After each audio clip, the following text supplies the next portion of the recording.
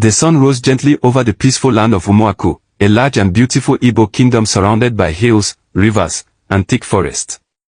Birds sang sweet songs in the trees, and the people of the land were beginning their day with joy. Farmers carried hoes to their farms. Women went to the stream with clay pots balanced on their heads. Children played with sticks and tires along the red paths. Everything seemed peaceful. But in the palace of the great prince, there was a storm no one could see. Prince Obinna, the mighty and wealthy ruler of Umuaku, stood on the palace balcony, looking at the hills beyond the river. He was tall, dark, and handsome, with thick muscles and wise eyes. At 45, he had built the strongest kingdom in all the East.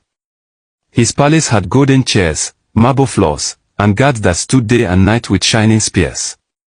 But there was one thing the prince did not have: spiritual protection. For many years, enemies from the north had threatened to attack Umuaku.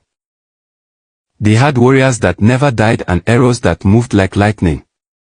Prince Obinna fought them with soldiers, charms, and prayers, but it was not enough. He needed something more powerful. He needed a goddess. One night, the prince called his chief priest, Dibia Okiko. The old man came into the palace with cowries in one hand and a white staff in the other. "My prince," he said, bowing low. "The spirit spoke to me last night." "What did they say?" the prince asked. "They said your kingdom will fall unless you marry a goddess. A goddess from the sacred hills of Agugoji."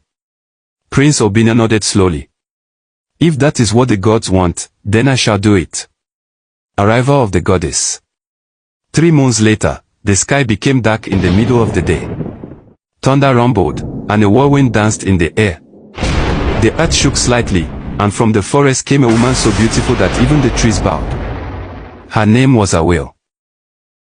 She was only 21 years old but looked like she had lived for 1,000 years. Her skin was golden brown. Her eyes sparkled like diamonds.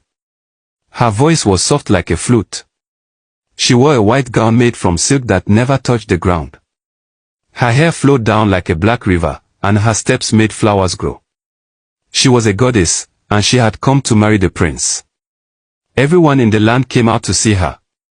Some bowed. Some cried. Some threw white feathers in her path. When she smiled, even sick people felt better. When she laughed, babies stopped crying. Prince Obinna married her the next day. It was the biggest wedding the land had ever seen. Drums beat loud. Masquerades danced. Goats and cows were killed. Palm wine flowed like water. The people of Umuaku were happy. They believed peace had finally come. But they didn't know who Awil truly was.